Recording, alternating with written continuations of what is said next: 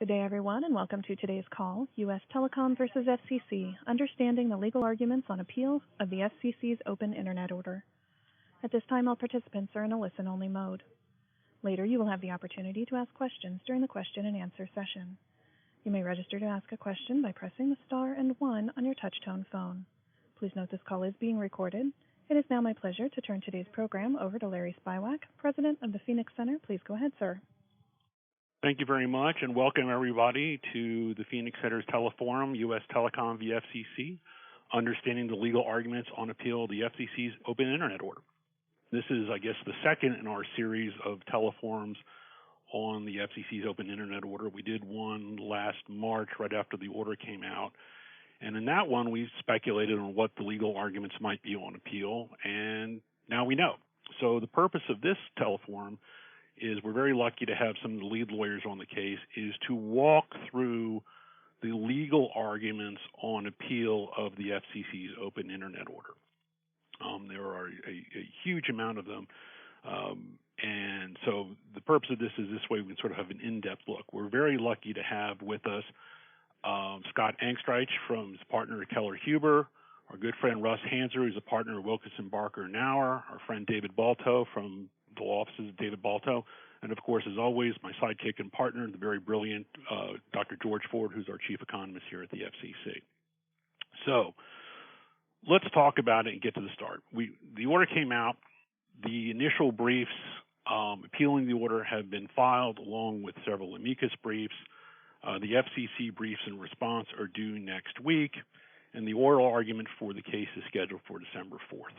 So, like all cases, there's got to be sort of a logic to the way the appeal goes, and the first one we have is the reclassification decision, and that is, did the FCC give a legitimate reason for reclassifying broadband as a Title II common carrier service from what was originally Title I service? If the FCC loses, or excuse me, if the appellants lose that argument, then we get into the next mess, which is then the FCC's implementation application of Title II itself. And then, of course, if all that fails, then we also have sort of the other argument, which is the lack of the Administrative Procedures Act argument, which is the FCC gave inadequate notice. So we're going to try to work our way through that flow of arguments. So let's start with the reclassification decision. The main case on this is FCC versus Fox Television, where the Supreme Court has essentially held that the FCC has to give a reasoned explanation. It's free to change its policy, but it has to give a reasoned explanation. There's a lot of discussion on how high that threshold is, but I think it's important to talk about the law first. So, Russ, why don't you start? And also, just as a quick footnote to that, we also have the recent Supreme Court decision in Michigan versus EPA, which talks about the need to do a cost-benefit analysis. So you have these two recent case laws. Let's talk about the legal standard. So, Russ, why don't you just start with what you think the standard is? Hello, everyone, and thanks for having me. So, Larry, as you mentioned, the Fox case says that an agency is allowed to change its mind as long as it gives a reasoned explanation for doing so. But it also says that in certain cases, you'll have a higher standard that you'll have to meet, and those include the two instances, the two situations the court has mentioned are cases in which there are changed factual circumstances that are animating the change in policy, and when the change in policy is going to affect settled reliance interests. And this case proves both of those circumstances. Sure. So this is Scott Angstreich. I think, as Russ was trying to say, Fox Television, and I think more importantly, the more recent Perez v. Mortgage Bankers Association case, where the court reiterated Fox as a rule and not, as some had suggested, mere dicta, does say that where an agency changes its mind, it does need to identify changes in facts and does need to address reliance interests that existed based upon the prior decision. I do think, Larry, if I'm allowed to jump a little bit ahead, that before the court gets to those Fox and Perez questions, there are some more fundamental statutory questions that the court is going to need to grapple with, and that's where the joint petitioners brief begins. We have a definition in the statute of information service, which describes it as a service that offers the capability for any of 7 things, and it had long been settled that Internet access actually offers the capability of each of those 7 things. If that were not enough, in Section 230, Congress expressly says that among the types of information services that exist in the world, one of them is a service that provides access to the Internet. So we have Congress specifically calling out Internet access as an information service in Section 230, which was enacted at the same time that Congress picked up and added to the statute the information services definition, which basically is lifted straight from the modification of final judgment that Judge Green adopted in the breakup of AT&T. And I think from a statutory perspective, you have on top of that what had been pretty well established, and though the FCC tries to run away from the Stevens report, they don't deny that everybody recognized that Congress in the 96 Act and in picking up that information services definition had codified the pre-existing regulatory regime, and under that pre-existing regulatory regime, both the FCC and the courts had recognized that gateway services, so the pre-internet services that provided access to third-party information, including information about sports and entertainment and all sorts of things you can get on web pages today, that those are information services. And, the 3 of those together form the core of what is at first a Chevron Step 1 argument about what the statute means, but also at a minimum at Step 2 cabin the scope of permissible agency interpretation as to both fixed and mobile broadband Internet access services, especially as the FCC has tried to define those services to include not, as was the case in the fight in Brand X and in some of the Brand X law that applied to telephone companies, not merely the last mile connectivity between the person trying to access the information and the information provider, but the entirety of that connection through the computer processing that is done by the information provider, all the way in some instances to the edge provider that's the source of the information, or in others to another broadband network. Okay, just real quick, going back to what you said let's stick to the law for one quick moment, on the change of circumstances. Isn't the FCC's argument in their order, aren't they using that argument themselves to justify the reclassification that circumstances have in fact changed, which is why they're doing what they're doing? They're using that as a way to try and fit what they've done into what they see as the ambiguity recognized in Brand X. And as we explained in the brief, I think the problem for them with that argument is that they've misidentified the ambiguity. Brand X was about whether a broadband provider offers both an information service, access to the Internet, and a telecommunications service that's separate, last mile transmission to the broadband provider, but not beyond it, or whether those 2 things really were a single integrated service. And where the court identified ambiguity was how you classify that last mile transmission. And the FCC is not saying that facts about that have changed, and that's, of course, not what they've tried to reclassify. They're not claiming that broadband Internet access is 2 services, an information service providing access to all of the various things accessible through the IP network, plus last mile transmission. They're claiming that the whole thing is, in fact, now a telecom service. And that's, all 9 justices understood the computer processing that occurred after the last mile to be an information service. There was no ambiguity about that. So I think, to get to the changed circumstances, the FCC needs first to identify statutory wiggle room where changed circumstances and facts and ambiguities would be relevant. And they really haven't done that. It's an interesting legal approach. Okay, so given the fact that we're going to start then with the statutory interpretation, if you wouldn't mind sort of walking you through the arguments then on the wireline side and then the wireless side, and then I'd like to bring in David, who represents Richard Bennett, who did a very, very good job, we thought, on bringing an engineer's perspective to that technicality. So let's walk through those statutory definitions first, and then we then turn to issues of Fox Television. Sure. So, just to briefly recover some of the ground, we start with the definition of information service in Section 153, which means the offering of a capability for generating, acquiring, storing, transforming, processing, retrieving, utilizing, or making available information via telecommunications. And as I said, Internet access does all of those things.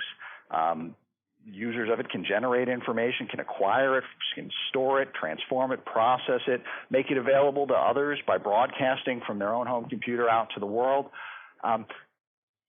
Internet access really fits very squarely there. And on top of that, in Section 230F, Congress says that it defines the term interactive computer service, which is a broad term that includes information services.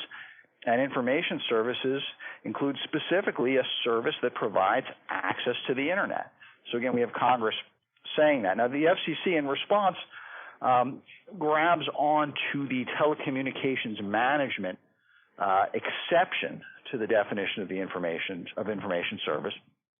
And there, we have issues both as a legal matter and then when you get to Fox, but there, our argument is that the FCC was right back in 2002 when it told the Supreme Court that things like the domain name system or caching are not things that the provider uses to manage a telecommunications network, but they are things that are used to provide the service. In fact, in large measure, they are the service being provided to the user of the service.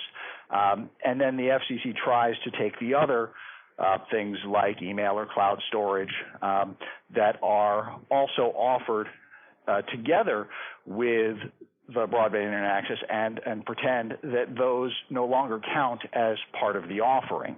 And again, there, as a legal matter, we think that falls short. And that's in large measure the wireline story. I suppose the one thing I'd add to that is that the FCC has no trouble understanding things like caching and DNS to be information services and not things offered for the management of a telecommunication system when they're provided by a third party like Akamai or Limelight for the caching or OpenDNS or Google for DNS. And so the notion that somehow those things lose their status as information services and become telecommunications management when they are offered by a facilities-based provider, I think is a very difficult line for the FCC to draw. Now, wireless has let's get the wireless. Let me get David Balto in here because actually this is a fascinating topic about sort of the functionality. Before we get to the statutory stuff on wireless, David, could you add a little bit something here? Again, the Richard Bennett brief was really quite good, and talk about that if you wouldn't mind, real quick. David is there. Sorry. As a quick aside, I explained this issue to my wife this morning over a cup of coffee.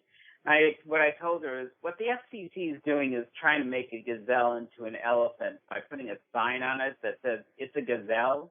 Well, first of all, no one's going to believe a gazelle is an elephant, and they respond very differently to things, and that's part of the reason why these rules are misguided. We wrote a brief with Richard Bennett, who's the guy who's the co-inventor of Wi-Fi, just to focus on why the classification was misguided. And anybody who understands what broadband service is recognizes it's an information service. It's a network of networks. It's trading information. The key service that ISPs provide is exchanging service information between its networks and other networks.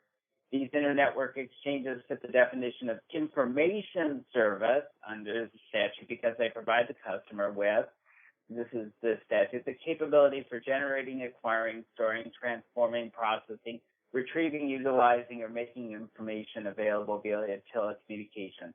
What does the Internet do? It has packet routing functions. It has an end-to-end error detection, correction, and pacing system known as transmission control protocol. You know, we go through a lot of detail with Richard's brief, just sort of explaining what's in essence going on here is information exchange, managing congestion, mitigating attacks, like denial of service attacks that overwhelm networks with junk data, providing domain name services and routing functions. What's really, and I think we do a clear, you know, once you start looking at these engineering issues, it's crystal clear this is an information service, not a telecommunications service. But the real problem that's identified in Bennett's brief is how this affects the Internet's future and the Internet's engineering needs. By going and preventing prioritization, it's going to make it extremely difficult to move into services which really require prioritization, like telemedicine. It may create other engineering obstacles for other types of new services. And that's one of the important elements you see in a number of these briefs is how the order goes and deters innovation. We, you know, basically turning our gazelle of the Internet gazelle into an Internet elephant. Okay, thank you. All right, so now we've got the technical stuff covered. Let's talk about the wireless argument, which is also a statutory argument, but different from what we just talked about. So, Scott, if you wouldn't mind walking us through that argument, please. Sure. So as the D.C. Circuit has noted in some cases, wireless is doubly immune.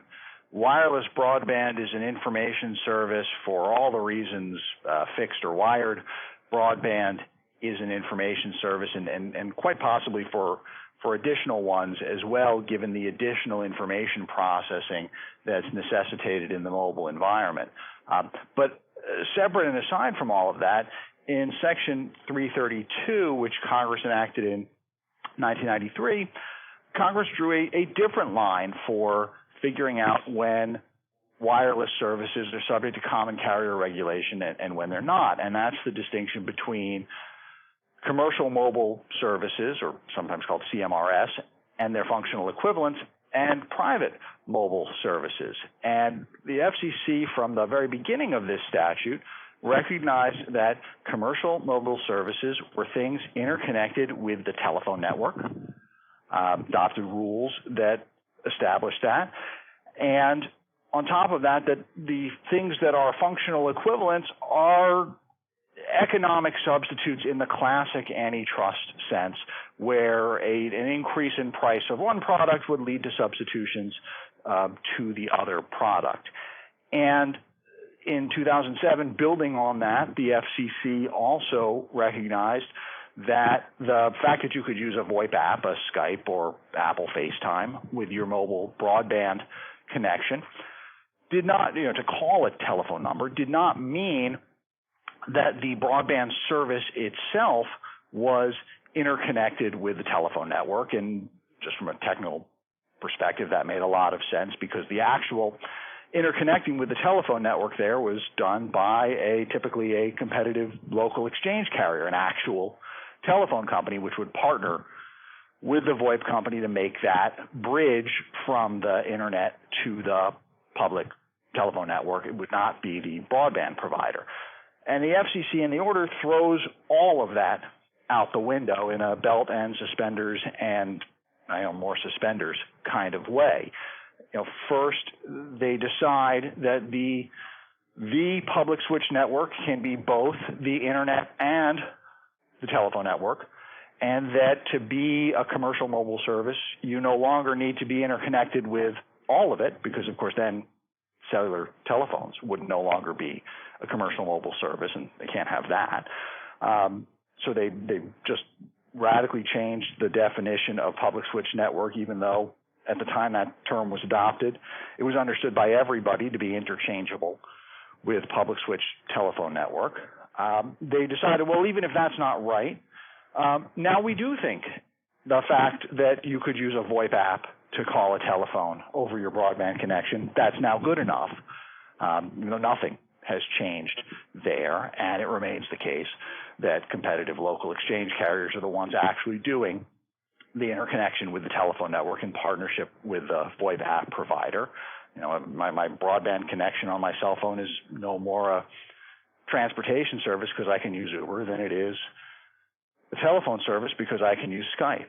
And third, they invented a good for one ride only functional equivalence test, while leaving the old test in place, because there really is no plausible claim that mobile broadband is a substitute in the antitrust economic sense for commercial mobile radio service, your basic voice service on your cell phone. So they invented a brand new functional equivalence test, which not a whole lot of oversimplification is, well, lots of people use it, and therefore it's equivalent. And so we've challenged all pieces of that radical turnaround by the Commission, as well as explaining why mobile broadband is an information service under that definition as well. Okay, thank you. All right, so we have now the statutory argument, and then we talked a little bit about Fox Television. But now you've got the recent Supreme Court case in Michigan v. EPA, which is essentially the cost-benefit test. And I know that David and Russ made arguments representing their clients that the FCC essentially, in reclassification, did not conduct an adequate cost-benefit test. So, Russ, now that you're back on a wireline phone, why don't you walk through your arguments, and I'll have David walk through his, please. Sure, and I'm sorry about the interference before. So my firm wrote an amicus brief on behalf of TIA, the Telecommunications Industry Association, which, for those who don't know, is an association largely consisting of telecom equipment manufacturers, the Ciscos and Cornings of the world, and many others. And that brief focused a lot on the agency's failure to adequately account for investment incentives and the reliance interests that have built up in connection with those investments that they've made. As I think everyone probably on this call knows, telco providers have invested, telco and cable providers have invested, billions upon billions of dollars, largely in reliance on the FCC's express invitation to please come invest because we are not going to be regulating the broadband infrastructure heavily under Title II. So both in the 2010 proceeding and then in the proceeding that led to the 2015 order, entities, among other things, submitted into the record a lot of data and studies addressing what kind of effects on investment different rule sets would have and different legal approaches would have. And the order effectively brushes those aside. So what the order does is says we don't really think there was lots of reliance on the regulatory regime. We haven't really seen evidence that persuades us that the differences in regulatory regime has any effect on how much entities invest in the network. And yes, there are a couple of studies, but the order effectively nitpicks at them and in some cases just makes incorrect assumptions about what the studies were doing and then disregards them entirely. And in many cases, it just doesn't address the studies at all. And the TIA brief really focuses on that point and the failure to really come to grips with the investment effects of the Title II decision. And I won't go through chapter and verse, but just to give you an idea, so there was an economic analysis in the record by Kevin Hassett and Rob Shapiro, estimating the common carriage regulation would knock down total investment in wireline and wireless by up to $45.5 billion or so, which is about a little over 20% over the next 5 years. TIA itself had submitted a study by the Cambridge Strategic Management Group concluding that the increased regulatory burden imposed by classification would impair the commercial case for network investment, and ran through several investment cases modeling that, showing that. CenturyLink submitted an analysis done by the Brattle Group, finding that reclassification would undercut broadband connectivity and undercut the associated economic benefits. Christopher Yu, who, as many of you know, is a very highly regarded professor at the University of Pennsylvania Law School, submitted a regression analysis showing that facilities-based competition promotes broadband network investment, whereas common carriage, especially as adopted in many European countries, had a demonstrably negative effect on fiber deployment, next-generation wireless broadband deployment. And then another, I think it was Comcast, but another party submitted a study by Copenhagen Economics showing that although the U.S. and Europe, and several European countries had very similar demographics with respect to the relevant factors that affect broadband deployment, investment in the U.S. was more than 50% higher per capita than in Europe, resulting in various U.S. advantages. And this study found that differences in the regulatory structures played a large role in that. As I mentioned, the FCC kind of mentioned one or two of these. It sort of found very narrow kind of what it characterized as flaws in the study, or in at least one case it said something about the study that was just not true. It seemed to have misunderstood the study. And then I guess the ones that the agency could not distinguish, it just didn't mention at all. That presents numerous legal problems because, as I mentioned when I was breaking up earlier, particularly when the agency is upsetting settled reliance interests, it bears a somewhat higher burden under some Supreme Court precedent. So that's a big legal problem. It's also a big policy problem because, of course, an agency, and this gets back to Larry's point about the APA case this past year, an agency really, even if just for policy reasons, needs to consider the overall effect. And given that this agency is purporting to take these actions in part to further broadband deployment, one might think that studies showing that the action it took would have a gravely negative effect on deployment would be extremely relevant. So it's disappointing from a policy perspective that the FCC didn't give more weight to those studies, and it's I think potentially very damaging to the FCC's legal case here. David, you want to add on the Georgetown brief? Yeah, we made many of the same points. I think the key thing is, the FCC's assumption is that consumers really have very little choice, and that there's a way that these ISPs are going to act as gatekeepers, and it's just not substantiated by the record. And then the Georgetown brief went on, as the points that were just made, just showing how there's been tremendous innovation, that innovation will be deterred by this regulation.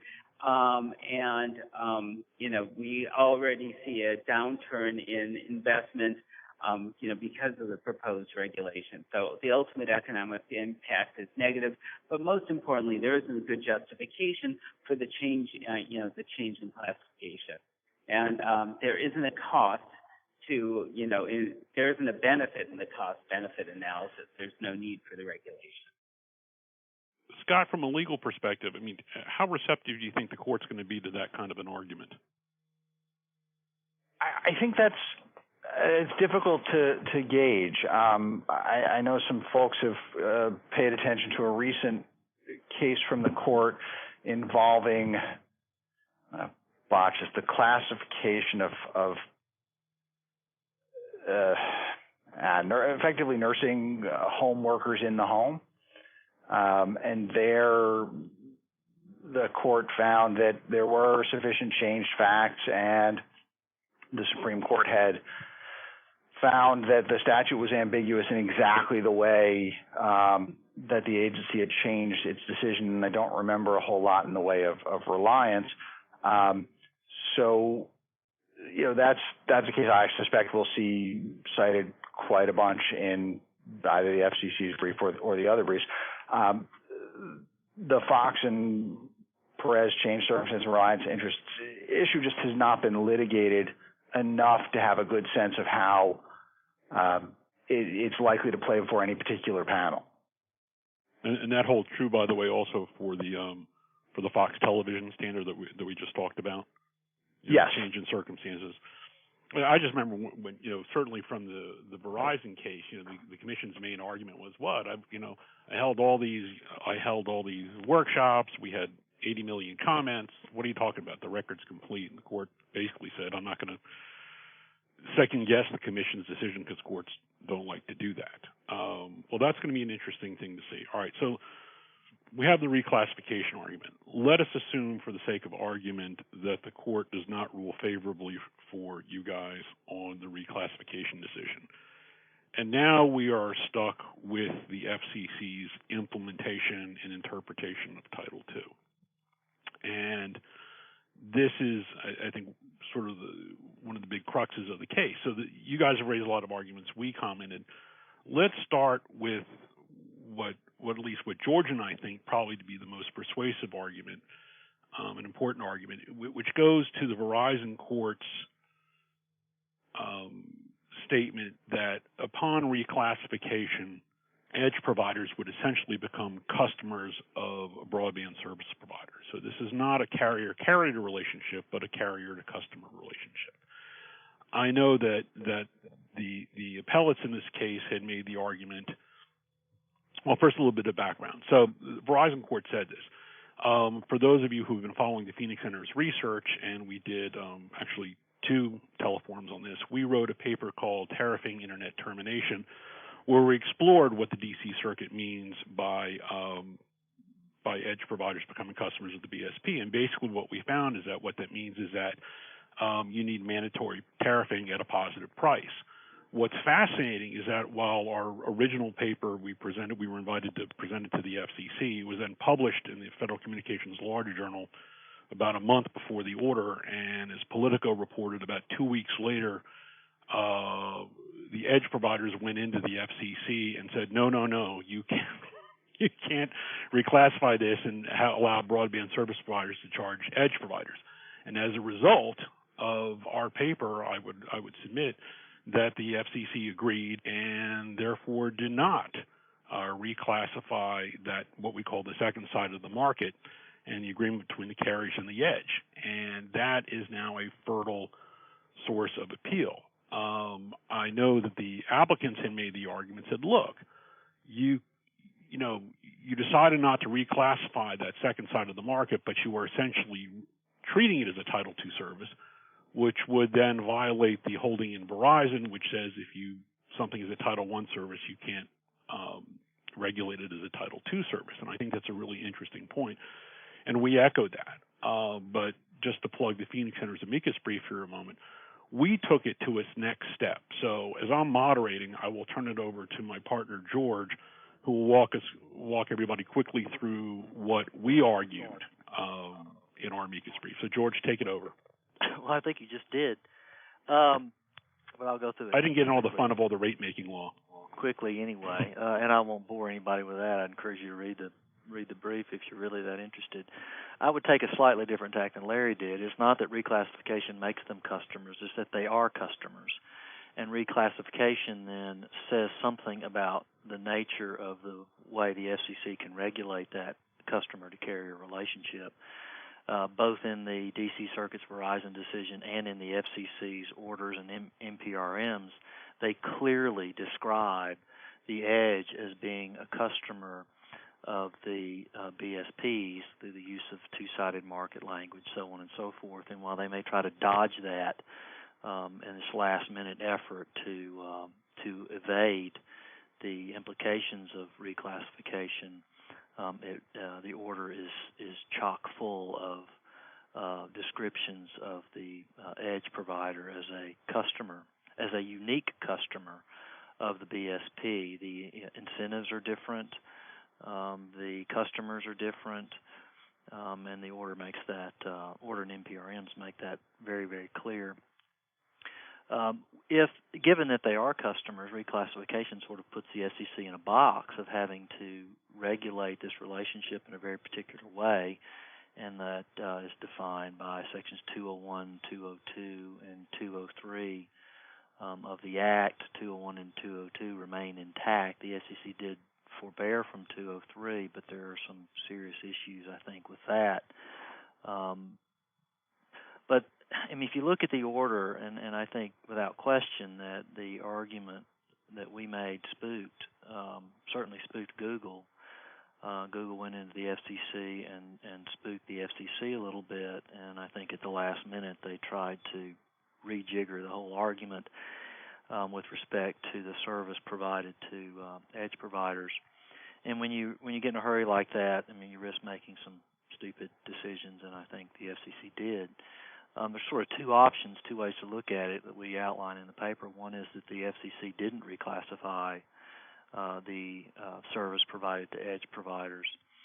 That's the argument they make. They state in their order that we need not reach the regulatory classification of that particular service.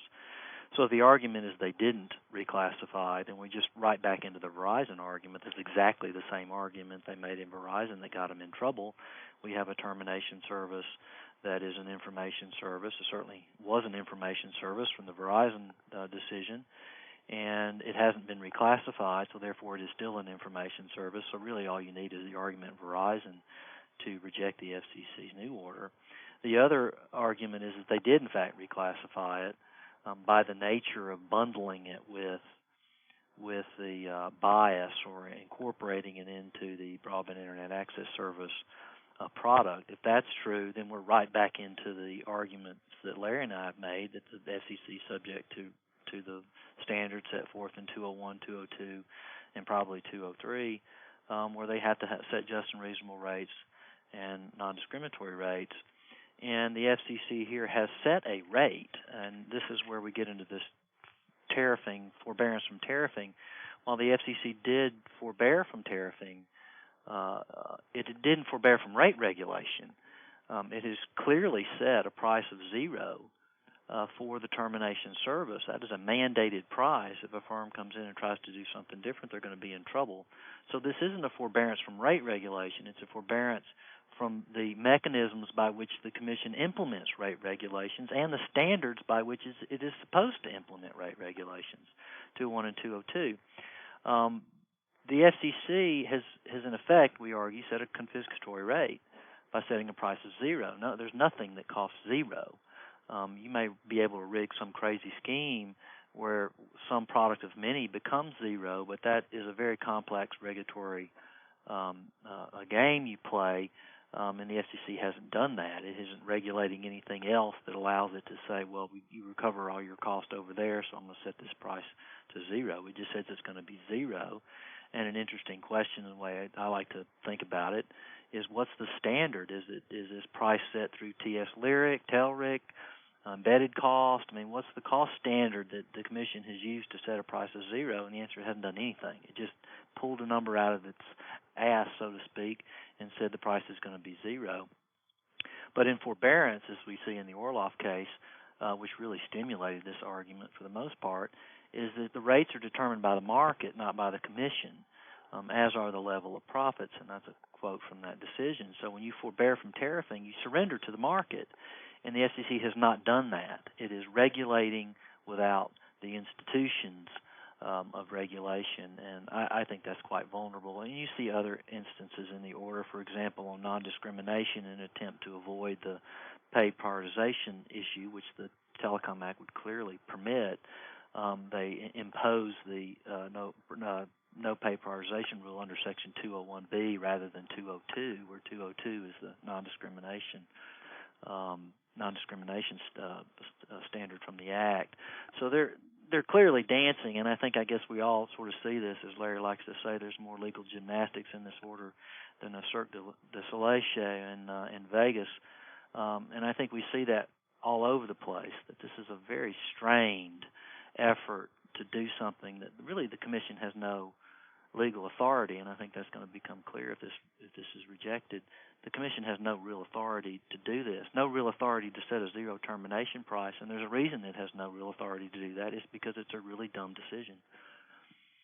All right, thanks, George. All right, let's walk through a couple of the other of the appellant's arguments. Scott, you made an argument citing the Nehru cases. That basically the order does not determine that each individual separate providers across the nation have market power and therefore can be compelled to act as a common carrier. Why don't you walk us through that argument real quick? Sure. So the basic teaching of the two NARUC decisions from '76 is that it's not enough to be, and this is here's the problem we have, is the way Congress defined the term telecommunications service, it builds in that it's provided on a common carrier basis. But there are services that are not information services, and yet they are provided on a private carriage basis. And so what the NARUC cases hold is when you're dealing with these non-information services, and let's assume for sake of argument the FCC's reclassification were to pass muster, you still need something more to apply common carriage treatment. And one of the something more is market power, and the order not only avoids and runs away from making a market power finding, but couldn't, given the variation in across the nation, both in terms of fixed and in terms of mobile broadband, and the number of places with multiple providers, including frankly most of the nation in the mobile space, with 4 or more providers of high-speed broadband access, couldn't find market power everywhere. And all the order does is looks to the second part of the NARUC test, which is the voluntary holding out. And there, the order doesn't find that every provider has done it. It says some people have some marketing materials, and therefore. So that really isn't enough. It oughtn't to be enough anyway under NARUC. And more importantly, even if any provider were voluntarily holding itself out to all comers while broadband was classified as an information service, and so taking that voluntary action didn't subject you to common carrier regulation, it ought to be the case that once providers are told that that's the consequence of doing that voluntary holding out, that providers at least ought to have the option of providing their broadband service on a private carriage basis, where they're free to turn away customers and enter into individualized negotiations. The FCC really just blows by all of that in a footnote in the order. Well, just to play devil's advocate, didn't they get around the market power issue by defining the relevant market not as state, national, whatever, LATA, but basically as each individual BSP, so they're all dominant over themselves? Well, no. I think the answer is no. Now, there's some language in the order that stops short of market power, which talks about the relationship or the ability of third parties to get their information to an end user. And once an end user has chosen a particular broadband provider, well, that's the one. They're using their device with that. I mean, I've got 2 broadband providers, right, mobile and fixed, and using the device on one of them. My information's got to get to me via that one. But that has nothing to do with the retail service, right? The fact that once I've picked a provider, and that's arguably, and I don't think it gets anywhere near where the FCC would need to go for anything else it might do, but that's a relationship between the broadband provider and the rest of the information-containing world. If the question is, as to my retail service, where I'm competing with lots of other people to provide retail service to you, do I have market power? It's got to be in a properly defined market, both product and geography, vis-a-vis that kind of retail competition. And nothing in the order talks about that. Okay. All right. Let's move to the second question I have on this. That you guys argued that the general conduct standard is vague. How so? What's your legal argument for that? Sure. So the standard really, you can't read it and figure out what's prohibited. And vague prohibitions are ones that I'm quoting from. This is a different Fox case. But a provision that fails to provide a person of ordinary intelligence fair notice of what is prohibited. And this is a situation where the FCC has come up with a host of standards and reserves to itself the right to come up with more that are really incommensurable. And the FCC recognizes that the factors may all point in different directions, and there's no way to know how they'll come out at the end of the day. And the order itself picks a couple of practices that have come under some attack in some corners, sort of an equivalent of toll-free calling, where I think some providers call it sponsored data. And, the FCC says, well, some factors point some way, some factors point the other way, we don't know. And any provision that opens you to the potential for massive fines, and we've seen with this Enforcement Bureau, the notion that provisions or violations of some rules can, subject you to fines of $9 billion, reduced only by virtue of regulatory grace.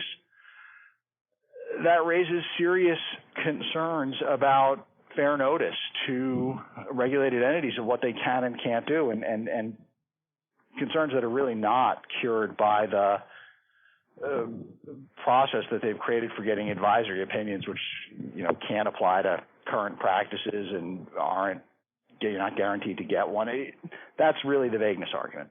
Yeah, and this is Russ. Let me just jump in and make that really concrete. Look at what happened with what's happening now with AT&T. So, under the previous rules, the transparency rule as it existed prior to this order, the FCC is now seeking $100 million in penalties from AT&T based on what the FCC alleges were violations of the rule. AT&T argues very forcefully that they were not violations of the rule, and it had no way of knowing.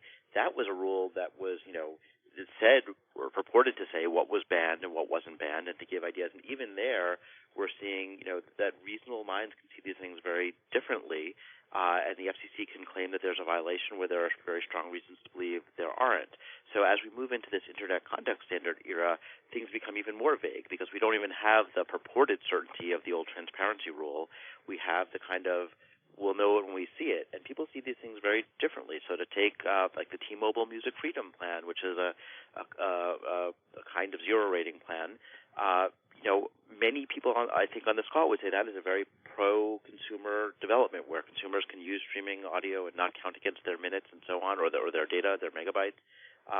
But we've also seen certain folks come out and say this is a travesty, and being able to look at 7 factors doesn't help when when people have such divergent views about what's in the public interest, and we're seeing lots of uncertainty and lots of exposure to huge fines, which is ultimately a due process problem. All right, let me ask you this, and this is a relatively new case is the Supreme Court's case in Utility Air Regulatory Group, the EPA. And that case can be broadly held as the proposition that the agency in interpreting a statute can essentially rewrite the statute. Now, this is a relatively new case. How receptive do you think the D.C. Circuit is going to be to those arguments that what the FCC, again, as George mentioned, my favorite line, there's so much legal gymnastics here.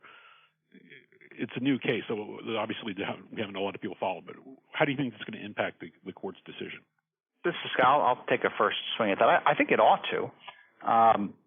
The court there, and there in a couple of cases, seems to be trying to signal to the lower courts to be more cautious as they apply the Chevron framework.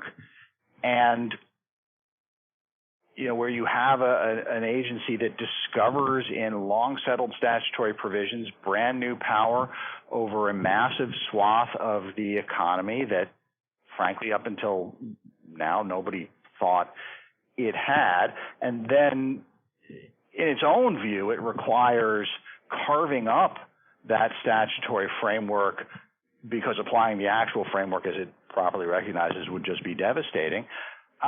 That ought to trigger that kind of skepticism that the Utility Air case and some of the more recent Supreme Court Chevron cases have said. Now, as you said, these are recent signals, and it's not clear how fast those are all filtering down through the courts of appeals.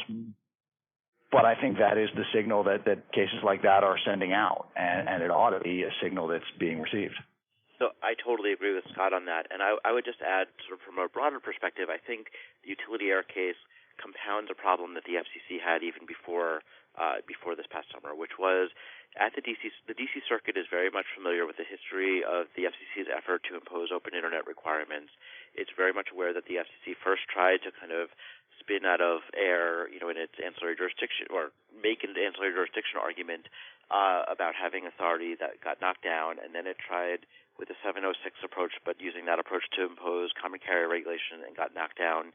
And I think the D.C. Circuit, obviously the panel may be different, but the court as an institution understands that this is a context where the FCC has been grasping at straws and trying to sew together a legal rationale where Congress just hasn't given it the authority that it wants to exercise.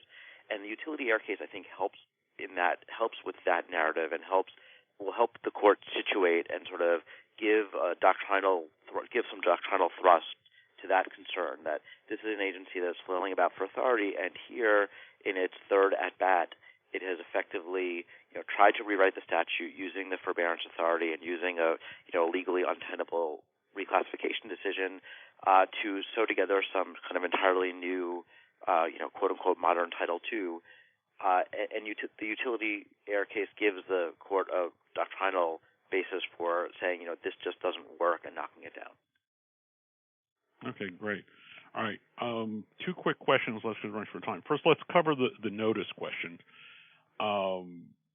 Basically the argument there is that the FCC put out its May 2014 NPRM, and the March 2015 order looked nothing like the May 2014 NPRM.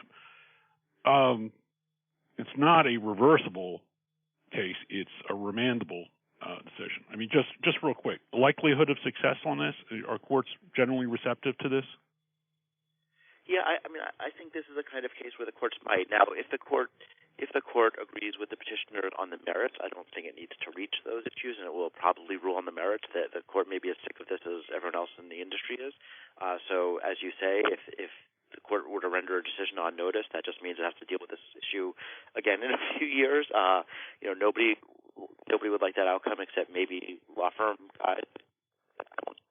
But I'll say for myself, I'd actually rather work on some new stuff in the next few years.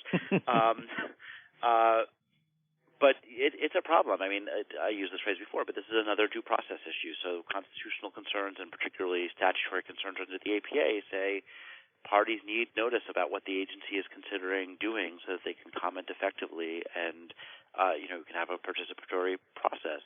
And the courts have knocked down decisions where the agency didn't describe in a concrete and focused form what was going to happen and didn't set forth a range of alternatives with some specificity.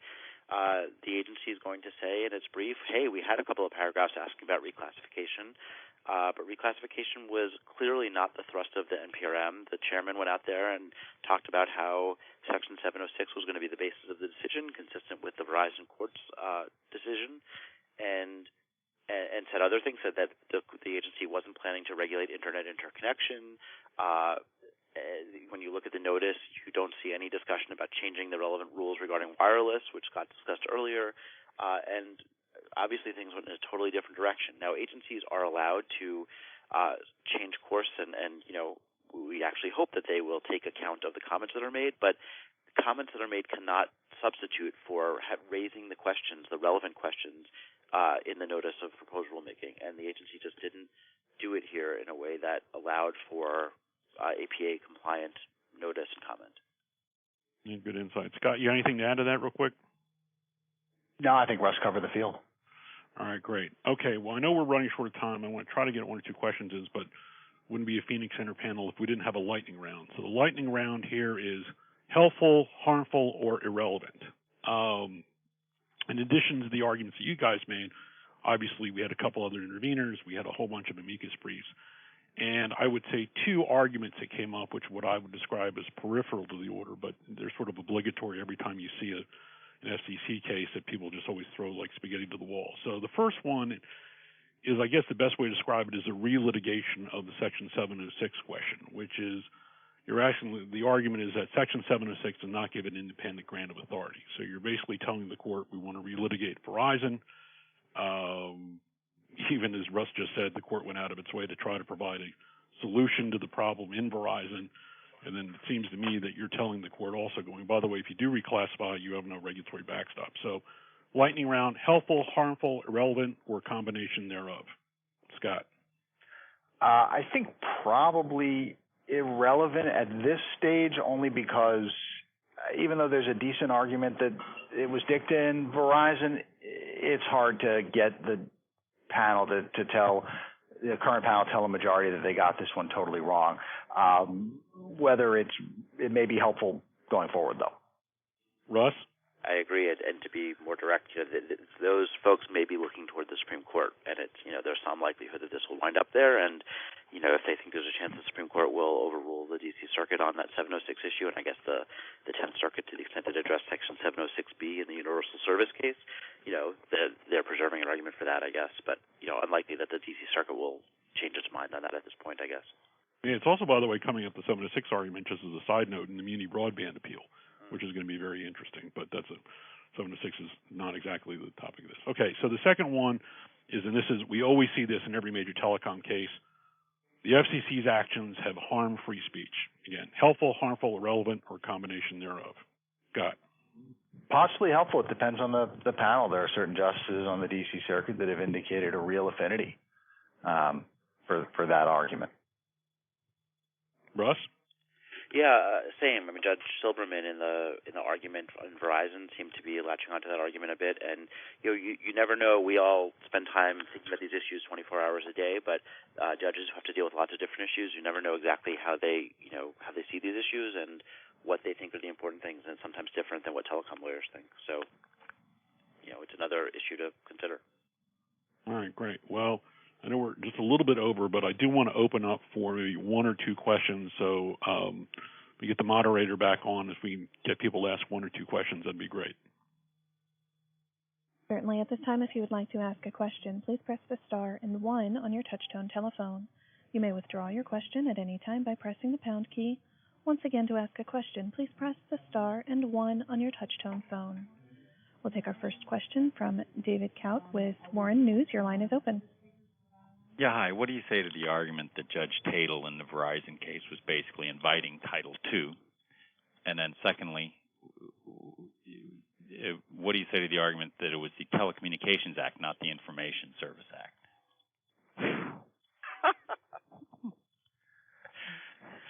The first one's a serious question. No laughing.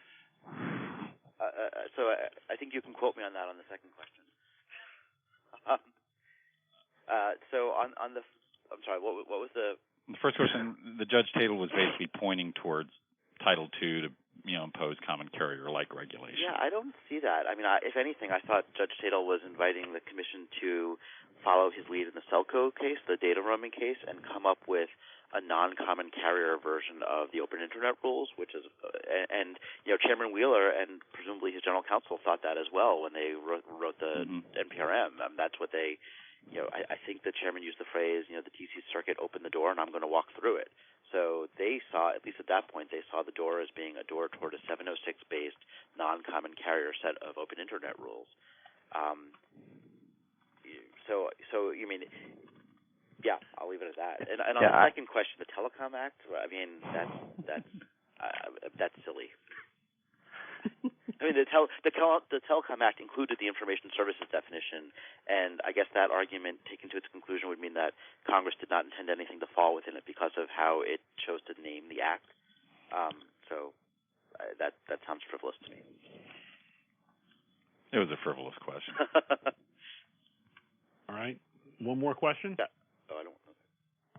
And as a reminder, if you would like to ask a question on today's conference, please press the star and 1 on your touch-tone phone. We'll pause for just a moment to allow further questions to queue.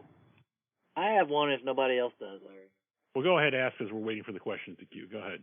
And this goes back to our argument and this attempt by the FCC to sort of stick the termination service in its pocket, so to speak, or not address its classification. I mean, is there any chance, and I don't know if this was raised by anybody, I don't think it was, where you had actually the proposal of the chairman, at least announced in the Wall Street Journal, that in fact he was only going to reclassify this termination service and leave the other side, the retail service, as a Title I service, and then later on all of a sudden this service doesn't even exist. And is that, I guess they don't pick it up if nobody brings it. So I'll take a swing at that. I think there's little likelihood of the court reaching an issue that both wasn't decided by the agency and isn't briefed by the parties. I think more broadly, what you're seeing there in those changes is really goes into the lack of notice point. The commission has been in lots of different places, but what we ended up with is something that nobody got any real meaningful warning. Is what we were gonna get. Okay, do we have a call from the people who have dialed in? And we have no questions at this time. I'll turn it back to our presenters for any closing remarks today. Listen, on behalf of the Phoenix Center, I'd like to thank all of our panelists, Scott Angstreich, Russ Hanser, David Balto, for a truly excellent conversation. We really, really appreciate it. We hope everybody on the call enjoyed themselves. We are recording the call. We will try to get it up on the Phoenix Center's YouTube page as quickly as possible. As always, feel free to contact us with any questions. And with that, we thank everybody again very much, particularly everybody calling in, and we will see you on the next event. Appreciate it, everybody. Bye-bye.